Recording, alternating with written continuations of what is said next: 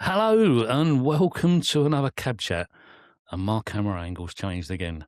Um, I'm Jamie the cabbie, and he I'm is Tom the taxi driver. Still here. still Tom the taxi driver. You haven't changed your name yet. Might change No, it.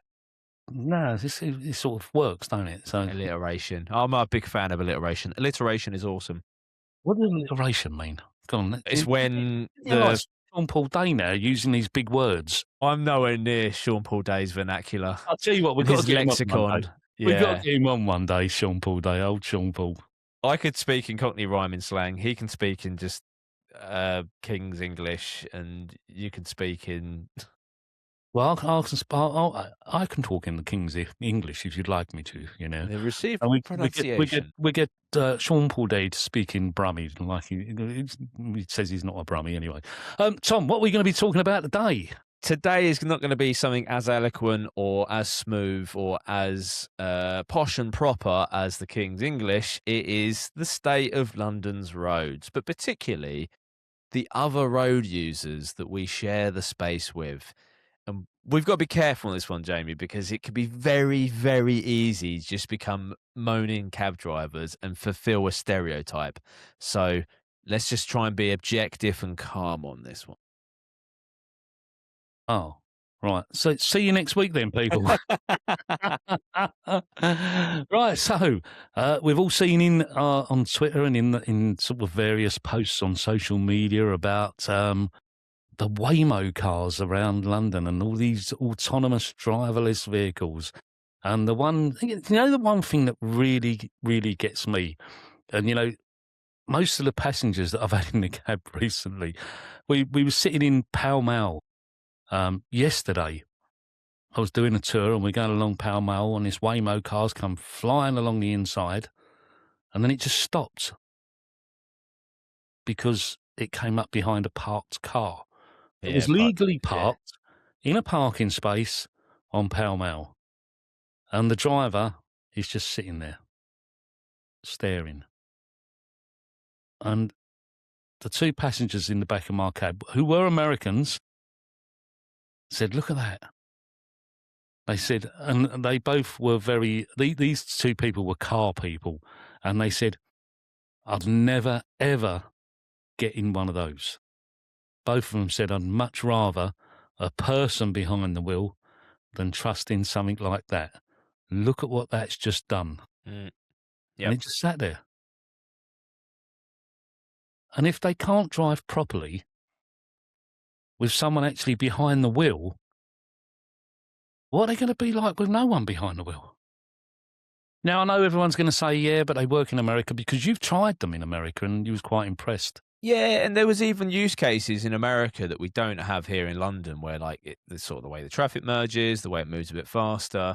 But I think what's going to be the demise is that people are just going to be just upset with how inefficient they're going to be because of that example.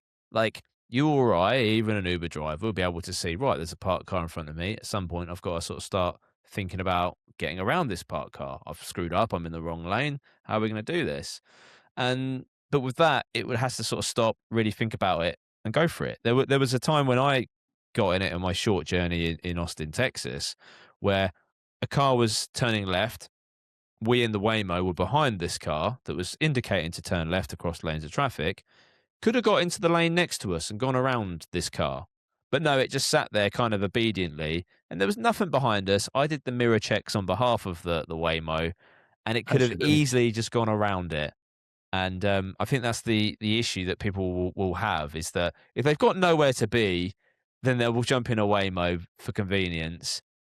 But some people, especially like the sort of, I don't know, the youth who like to have kind of, my friend and I talk about like a subservience, that they like to just get into a car and just have someone who, like an Uber driver, a private hire driver who will just happily take them and they can sort of shout commands at them and say, "Oh, go left here." Oh, I'm convinced. In fact, I'm going on a bit of a sort of a tangent here, a bit of a rant.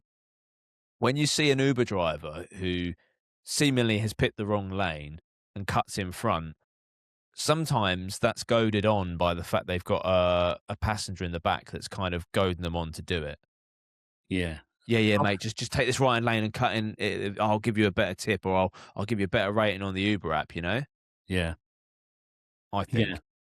Did you see the picture of the one that had gone through the Kingsway Tunnel the wrong way? This is exactly why I want to bring it up, because I've just this morning been reading in my inbox from London Centric. I recommend everyone to go and Yeah, subscribe to the I London must Centric start emails. reading that and subscribe to that. Yeah, Yeah, they do do like a that. paid tier as well. You can support it. Jim Watson's fantastic. It's basically, it goes a bit deeper on some of the stuff that gets reported in London, like phone snatching, what happens once the phones are snatched and stuff like that. And this guy, I like kind of getting a bit more of a real gossip. They go a bit deeper than the surface level that you might get in the news or on social media, right?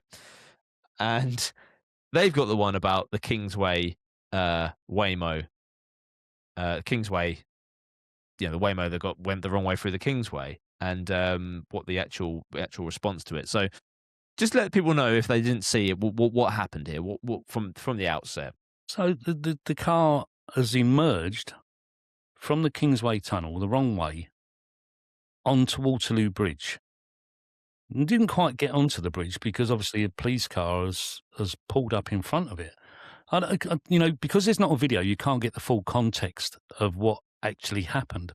But it begs a few questions here, because number one, right, how on earth did he get into the Kingsway Tunnel the wrong way in the first place? Yeah, because the car has either had to drive down the wrong side of a railing along the middle of the Kingsway that separates the lanes of traffic going in each direction, or it's come out of one of the side turnings on the Kingsway and did an illegal right turn, which are all clearly marked that you can only turn left, into the Kingsway, and then driven through the Kingsway Tunnel the wrong way and come out onto the Waterloo Bridge side of the Kingsway Tunnel. Yeah, I'm just trying to see which turn you'd have to get. You'd have to be Keeley Street, which is one way anyway. Oh no, Yeah. it is a bit of a two-way here. I can see. It's two ways, yeah. Yeah, two ways, and that wouldn't even get it, because you've got a. Oh no, would it get it? Yeah, the Central You Reservation. could possibly just. You can do it. Yeah. And I'm just looking on Google if there is a left turn only sign there. No, it's just dropped me on Kemble Street. Sorry. I'll tell you what, if you come out of Keeley Street, there isn't a no.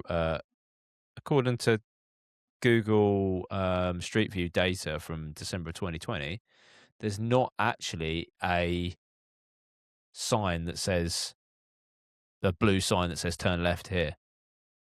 There's not a no right turn sign either. Is there an arrow on the road though saying? No arrow. It's just a give way triangle on the floor and a give way. So it could have taken the right turn there. So that's more than likely what I think happened. Okay, the second question is, the second question it brings up is, fully autonomous cars are not allowed to be on the road in London or in England at the moment. Yeah. So that driver is supposed to be in control of that vehicle. And that driver is supposed to have a full driving license. So he's allowed that car to drive the wrong way through the Kingsway Tunnel. Now, I've never ever been through the Kingsway Tunnel without a car being in front of me or behind me. No matter what time of day or night I've gone through there. Yeah.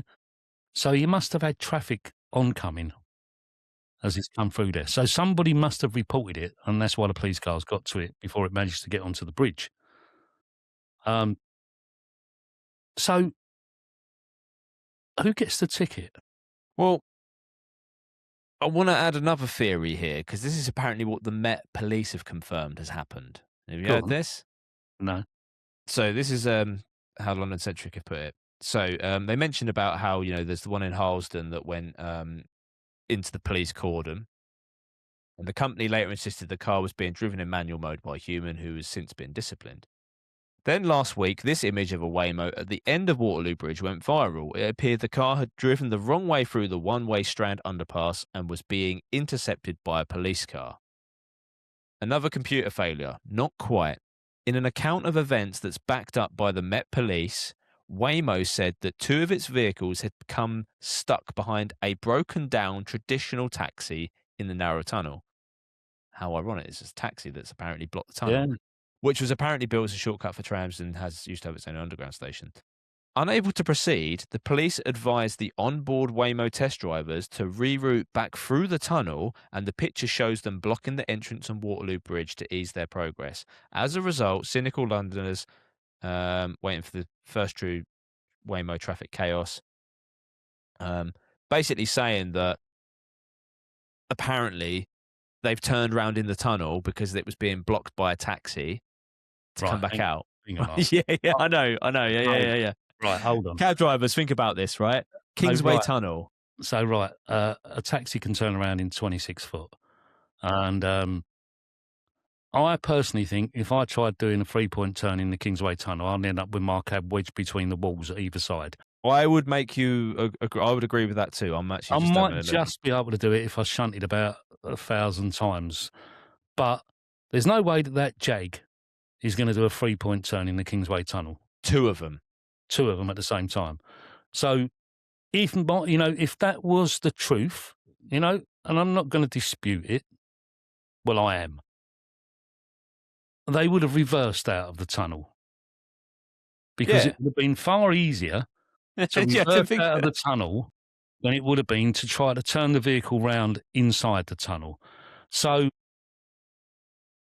I'm not being funny, but either this is a complete cock and bull story and the police are going along with it, or I'd like to know what the policeman was taking at the time when he's come up with that story. I'm literally looking at the Strand Underpass now because I'm just, I know that obviously in my memory it seems quite too narrow to turn around.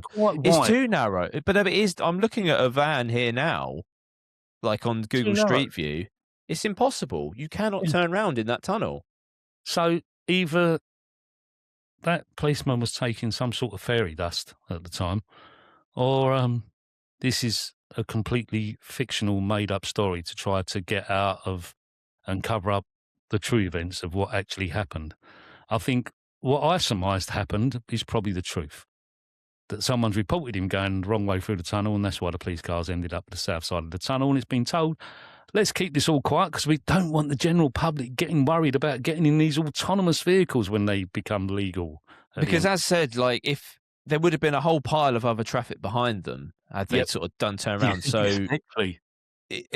Even that, there'd be traffic in front of them. So if a cab had broken down, the likelihood of 2 Waymos getting into the tunnel, getting stuck behind a taxi, both of them doing a 1,000,000-point turn to come back out of the tunnel, is very unlikely there'd be no other traffic sort of in that mix as well. And also, it would have been far quicker to reverse out. Yes. Especially with a police car sitting blocking the entrance than it would have been. And with a driver on board. Yep. In a car that's autonomous. So in theory, they could set, if the driver wasn't very good at reversing, right? Yep. Someone at support should be able to reverse that car itself out of the tunnel. And let's get it right here, yeah? If the driver was not that good at reversing and was unable to reverse that car out of that tunnel, I would suggest that they need to go and retake their driving test because they're not competent enough to be on the public highway. Sorry. That's my view on the matter. It definitely should not be on the public highway. And so, and a car driving into a police cordon with, is in manual mode. What a load of rubbish. Who in their right mind would drive into a police cordon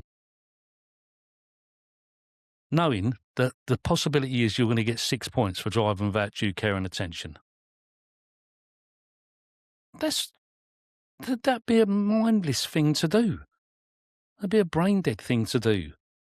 I would suggest more likely the car was in automatic mode and it drove itself into the police cordon, which really does bring into question is to these vehicles are not really made for London's roads.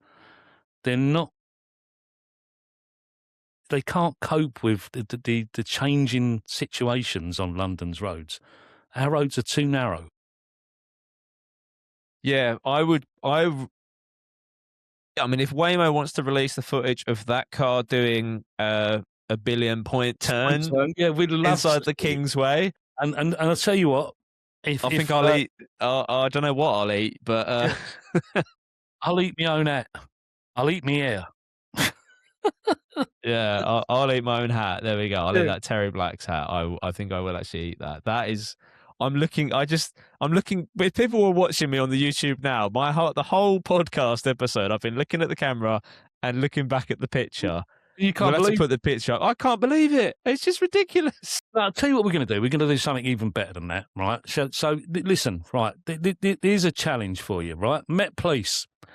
If you state that vehicle did a 3-point turn in the Kingsway tunnel, do me a favour, go and close the Kingsway tunnel off and come and watch me try to do a 3-point turn in the Kingsway tunnel. Yeah, apparently this has been backed up by the Met Police. I'm going to go through the Kingsway tunnel with a video camera on, and I'm going to record myself driving through the Kingsway tunnel, and we'll put that up on this video, right?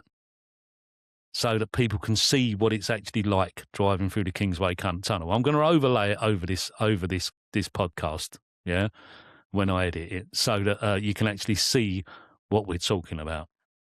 And I'll give a bit of commentary as we go through, saying, look, this is where they think it did a 3-point turn.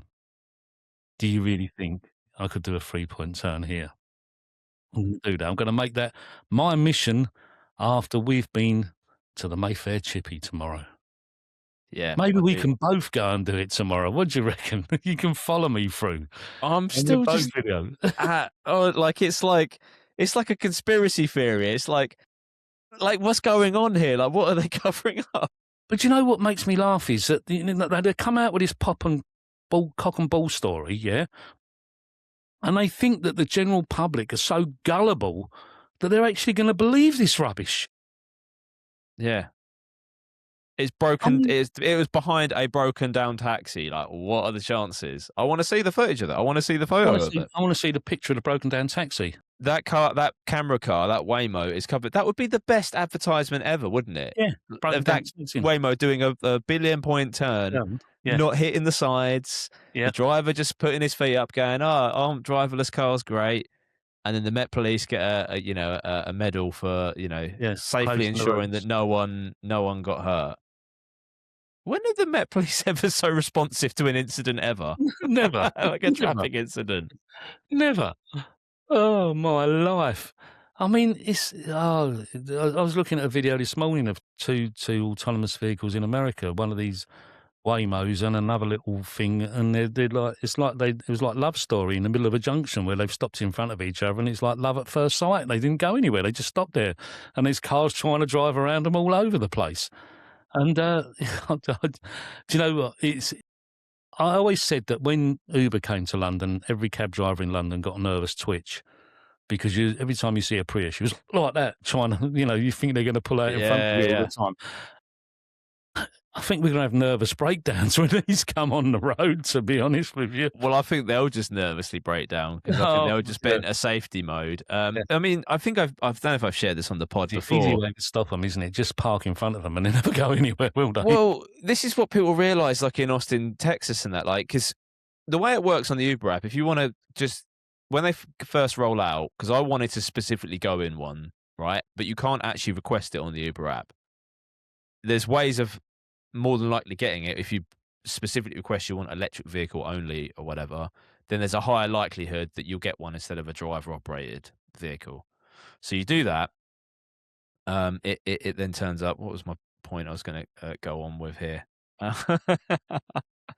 Oh, humans. It'll break down. So basically, people who say actually use Uber a lot, right? They get in a Waymo, it's a novelty, it's fun. But in Austin, they've realised that because it's driverless, a lot of the other car drivers just see it and just kind of bully it. They know they can pull in front of it. They know that they can, block it in or whatever. Like, because it's a driverless car, it has to yield to you. And even pedestrians, they just walk out in front of it. So as a customer, when you see that your car is like 10 minutes away or 5 minutes away or whatever, it often takes 10 minutes or 15 minutes because other road users are inadvertently bullying that car because there's no repercussion of like cutting in front of a driver or whatever. So the service is worse. It's That's like what the it's. guy that see the one in Russell Square, wasn't it? And he just stood in front of it, so the car started reversing. So he just kept walking towards it, and it just kept reversing. Yeah. Whereas me or you go, get out of the way, you idiot! Come on, mate. Play the game, move out of the way. Maybe not so politely, but the Waymo car's just going to keep trying to heed to it, isn't it, all the time? Yeah. So I think people will just catch on. It's just going to be, a worse service because it's just. And People as I've run said right of it. before, if someone sits in the back seat and wets themselves, and then a lady in a lovely evening dress is going out somewhere nice for the evening, and she opens the door and sits down, the car's not going to know that someone's wet themselves on the back seat, is it? Well, I mean, they are. I did hear. Again, I listened to sort of a lot of American podcasts and stuff like that because they have loads of cameras inside of them or whatever. What I was think what was I think that sort of camera would be illegal, looking up someone's skirt, though. No, but there is like there's always someone intervene, or if maybe because it was a control or whatever. But when you get in, it says like, "Do not touch the steering wheel," because the steering wheel is just exposed. Do not touch the steering wheel. Do not touch the stalks, anything like that. And this guy, Chris Williamson, this big sort of podcaster, I think it was raining and like the windscreen wipers weren't coming on. I think he was a bit unsettled by it, or it wasn't clearing the windscreen efficiently. So he was in the front driver's seat. He leant over to then just go, right, okay, I'll just turn the windscreen wiper on. And then he gets a call from support, like they're in the car, like, what are you doing touching the stalks? Like, it says don't do it, whatever. And then his account then got flagged. It wasn't his account, it was someone else's account. Then got flagged that he was someone who's likely to play with the steering wheel or whatever whilst it's driving, and then banned. But that's another element of it. What stops someone from doing that? But or grabbing the steering wheel and pulling it across, especially people that are drunk. Yeah. I mean, I've been driving down the road before, and I've had some lunatic just jump out in the road in front of me. He literally did it on purpose. And how I missed him, I don't know. I mean, I had passengers in the back of the cab as well, and they just looked at me and went, "Wow, you've done well to miss him." Yeah. But yeah, I mean, drunk people do strange things. And you know what else does strange things in London? Go on. We wanted to do a sort of a bit of an overall segment about just all the kind of craziness that happens on the roads now, and that we have so many more occupational hazards than we ever have. Lime bikes. Lime bikes, lime bikes. Or lame bikes, as I like to Lane call bikes, yeah. Lane bikes and the sort of people that ride them. So good news is that there's fewer on the road at the moment because the Royal Borough of Kensington and Chelsea have just impounded a load of them and fined Lime Bike 146 or 148,000 pounds for obstructing the pavement and not cleaning up their act like they've been told to. Andy Scott, London Taxi PR, has been emailing a lot of councils because, listen, let's get it right. We as taxi drivers get the ump because these Lime bikes are being left on our taxi ranks, which is stopping us from earning a living, yeah? Personally, the cab driver... also not just the taxi ranks, but also just all on pavements. Well, so it's another thing you've then got to look at when you're going to go pull over. It's like, right, can't stop there, car, can't stop there, bollard, can't stop there because bus, and then can't stop there because there's a pile of Lime bikes. Yeah, and I mean, a lot of these taxi drivers that sort of moan that the Lime bikes are on the taxi rank, especially Buckingham Gate, that's a prime one. If they're on the rank when I get there, I'll just throw them all on the pavement because they shouldn't be on our rank. But one place where there's an abundance of these Lime bikes all the time is at the end of Pall Mall, the corner of Pall Mall and St James's Street, to the point where you sometimes have to climb over them to walk across the pedestrian crossing. It's absolutely ridiculous the amount of them that are there. Sometimes when you get onto the western side of St James's Street, you cannot walk along the pavement because of the number of Lime bikes that are on the pavement there. this isn't good. This isn't good for pedestrians, for especially people that are partially sighted. It's not sparing any thought for people that are blind people, partially sighted people, or people with mobility issues, people that are wheelchair users and things like that. Because sometimes the gaps that's left on the pavement is so narrow, you wouldn't get a wheelchair through there. It's just absolutely ridiculous. And it's about time that, I know that Lime are going to say, well, we can't help where people leave our bikes. You can. You can, because if they leave them somewhere where they shouldn't be leaving them, you can fine them. You've got their card details. Fine them for if you fine them £60 for leaving it in an inappropriate place, then fine them for it. There is things you can do, and there is things that local councils can do, like Westminster Council should be telling Lime Bike, clean up your act, or we're going to just come round with a dust cart. We're going to throw them all in the back of the dust cart. We're going to take them to the scrap dealer, and we're going to run them all into scrap. Well, I had some Americans in the cab yesterday. They're from San Diego in California, and they had a lot of American states had they were called very similar to the Lime scooters and the whatever scooters we've got here, but they had bird scooters is what they were known as. But they were about before we had any sort of form of these kind of transport here in London, way before the pandemic. They got rid of them all. Like San Diego were like, we don't want it. It's just causing too much hassle and issues, and where people are parking them on the pavements, people ride them on the pavements. They went, sod your scooters. And I was like, oh, thanks. We've probably got them now. That's probably where they've come from. The other problem is there's no restriction on someone that's been in the pub all night, had an absolute skinful of getting on one of these Lime bikes and then cycling down the road with a cherry on their head, It's like... And the other thing, which I don't know if a lot of cab drivers actually know, and it's the most abysmal thing about this, and you can sort of see why Lime bike users want to ride in the way they do, is that they're time-based. When you rent them, they are hideously expensive, but they're solely rented on time. The way the Boris bikes, Santander bikes work is that it's like a half hour, you pay for a half-hour slot. If you go over that, it comes into the hour window. And if you go over that, it's like, 2 hours, 3 hours, whatever. Lime bikes, it's per minute. And someone worked out, and I found this out again through London Centric, that you actually, if you stopped at every single red light, your Lime bike journey costs about 20% more. Which, if one of the journeys I'd done, which was from Tower Hill to Ludgate Circus, thereabouts, was £7.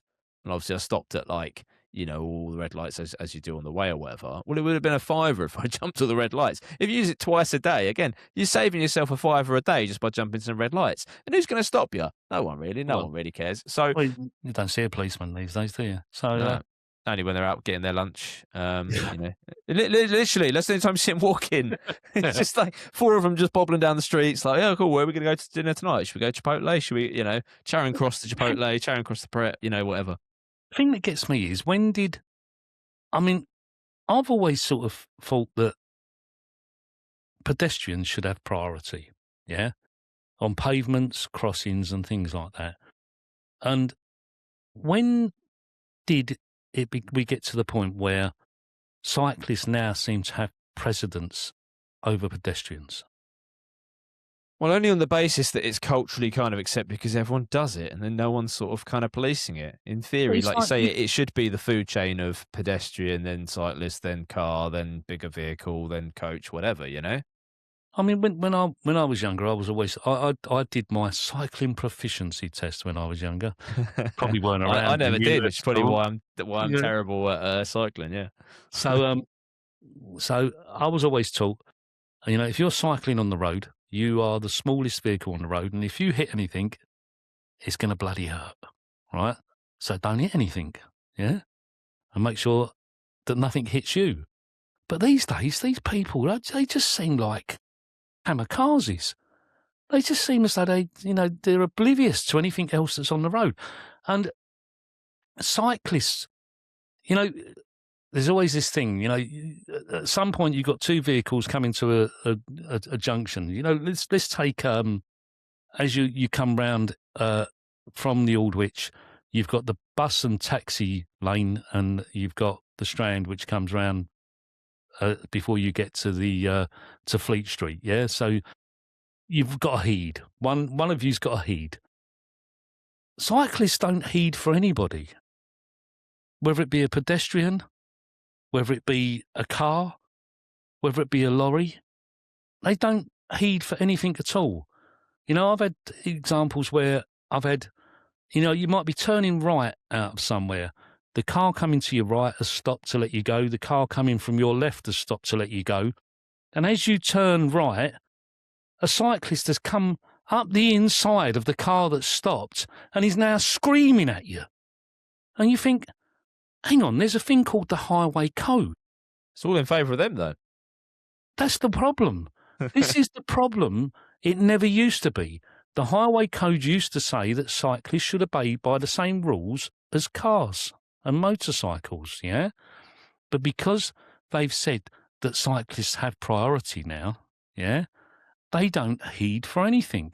I think so they put themselves in danger all the time. I think the problem is that where we've had this change, I am in agreement of, say, the European way, which it's now gone, whereby if I'm turning left, I've got a left indicator on. It's my responsibility to look out for a cyclist. The cyclist has ultimate right of way. I think that's the correct way it should be. But where it's changed, and there's obviously going to be people who don't drive every day for a living, who don't know of these kind of minute highway code changes, that are going to be like, I've got my indicator on, I can turn left, I can do what I want. Then you've got variants in cyclists, some who do know the highway code, some who go, oh, don't know, what happens here? Like a car driver in front indicating left. Do I stop? Do I continue? I don't know. I haven't been on a bike for ages. It's the first time I've been on a bike in 10 years, because I've just jumped on a line bike because it's cheaper than... I bet car licence. Yeah. Well, no, well, I think maybe not. I think that's also what's causing this problem, is that you get a lot of pedestrians and cyclists, young people that, you know, move to London or whatever, who don't get car licenses, and then they don't have an understanding of what it's like to be on both sides of the equation. So it's like, oh, it's my way, like, you know what I mean? I mean, as a general rule, sorry, yeah. It's like the guy when I was turning right, and, you know, as you say, the cyclist has got the right of way. How the hell can I see him? Yeah. Because he's come from behind a car that stopped to allow me to go. He's come up the inside. I cannot see him. There's no way I can see him. My friend had a similar one at King's Cross. He was doing a right turn into the drop off, gone up. I think a cab driver or something's let him go, and this was at night in the winter or something. Cyclist coming his way because I coming south, approaches from around the back of the cab, wearing all black, nothing, and you know, you can't see it because the cab's blocking it. Yeah. But the cyclist just thinks they can carry on going. And it's, you know, we don't want to damage our own cabs. No. It's an inconvenience. You know, we don't want to hurt people. Let's get one thing perfectly right. You know, we don't want to deliberately knock someone off of their bicycle and hurt them, because that's the last thing we want to do. Yeah. But by the same token, we don't want to damage our own cab. It's an inconvenience for us. It costs us money, and it costs us time off the road. Yeah? Well, what it comes back to is just the whole etiquette thing, isn't it? And I think that's where most of us have kind of quite a lot of grievances with it, because anywhere in society, it's just, especially in London and people moving about, we're all trying to get about and do our own things. And you just have to respect one another. Like, you know, if I see a bus up ahead that's trying to pull out, it's like, it's much easier to just let the bus pull out, because he moves on easier. He'll probably pull in. I'll probably overtake him at another point. It's just easy to let it go. You do that kind of interaction anywhere you go. If you jump on the tube and you've got to look out for your fellow human being or whatever, right? It's just this, let's all sort of move around and get around together. But then there's this kind of ilk of people that don't abide by that. And I think that's where this clash is happening. It's just the lack of etiquette. I've been playing a game recently, right, where you go to a zebra crossing. Well, you've been marking them up on the side of the cab when I'm counting how many people actually acknowledge that you've stopped to let them across at a zebra crossing. Very few these days. I'd say it's probably 1 in 5, 20% that would stick a little hand up and just go, thank you, you know? I think it's people have become so entitled these days that they just think that they've got a God-given right and they haven't got to say thank you to anybody. Years ago, you know, when I was younger, if someone stopped to let you across the zebra crossing and you just didn't say thank you, you'd probably get a load of abuse from them, you know. Nowadays, as cab drivers, we can't do that. We can't hang out the window giving you a load of abuse because you've not said thank you. It's just common courtesy. It's common courtesy. It's a bit of etiquette, and I think another thing that's lacking in a lot of people these days as well is common sense. Well, it's perpetuated, I believe, through generally like life now. A lot of people are very siloed in that they work from home, they Yep, work by themselves, they yep. get their packages delivered to them, so they don't have to interface with anybody.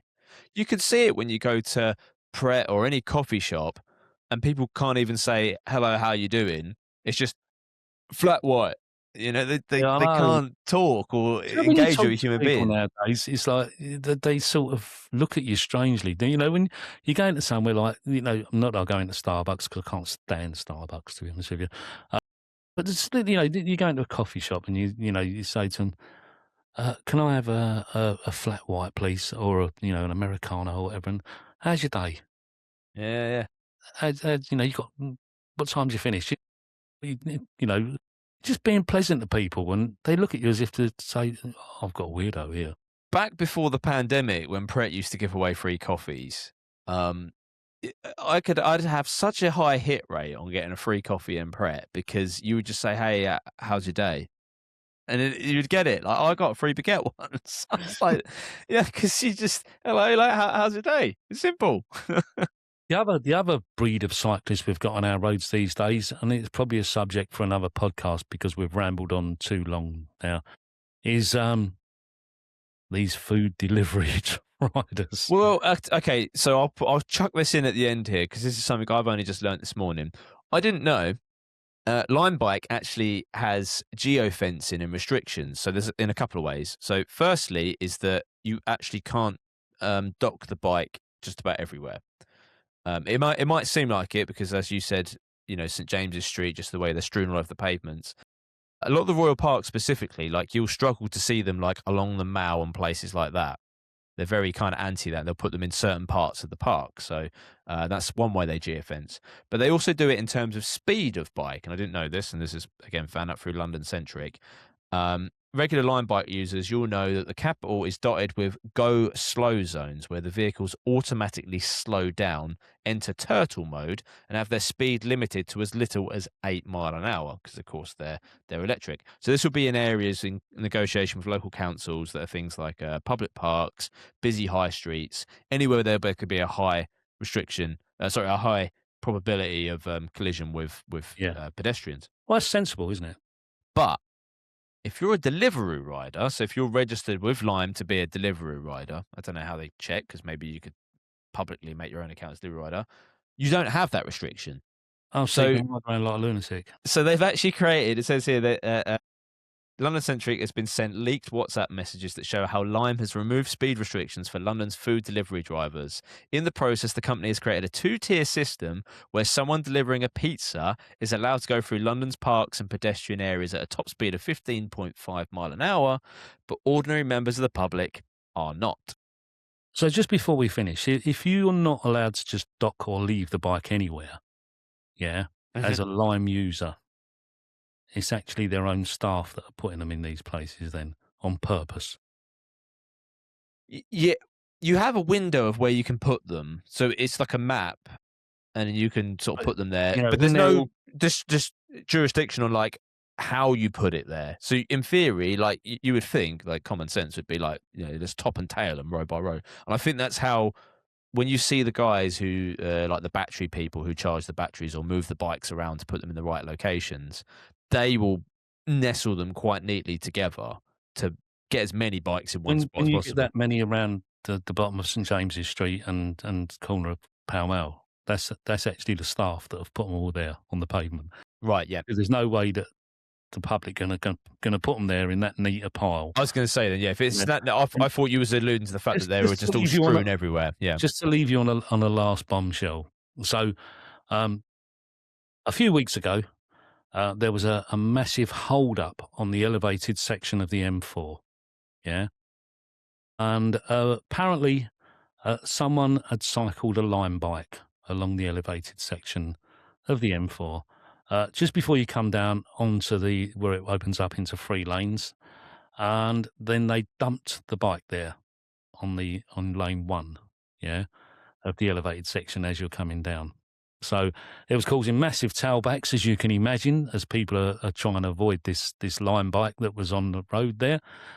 And then there was a message came through on the WhatsApp group. It's okay. The police have turned up and they've coned it off. So they can make two Waymos do a 1 billion point turn in the Kingsway and get them out of the tunnel, but they can't. We can't pick up a line bike and just wheel it out of the way. They coned it off. And on that note, we're going to say goodbye. So that's all from me. That's all from me. Thank you very much. Do subscribe, comment, let us know what we're not talking about in the comments box down below, or wherever you may be watching or listening to us. And if you want to tell us in person, come along to the Fish and Chip Club meets on the second Tuesday of every month at Goddard's at 7 p.m. We'll see you there. See you then. Bye-bye.